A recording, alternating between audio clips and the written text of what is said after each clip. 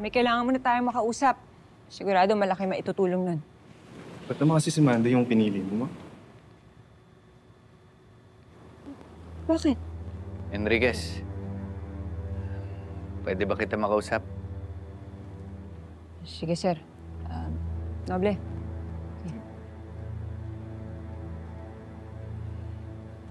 Balita ko, kinuha mo raw yung kaso ni Mando, ah.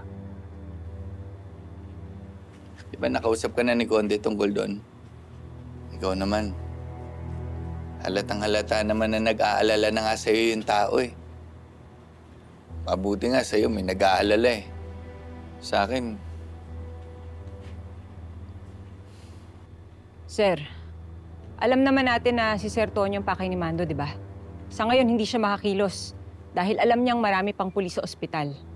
Pero hindi ko nahihintayin yun, sir. Kikilos na ako ngayon. Pakiusap ko lang sa inyo, sir. Sana huwag niyo utong sabihin kay Sir Tonyo. Baka lalo yung ma-stress, eh. Sige, mag-iingat ka. Salamat, sir.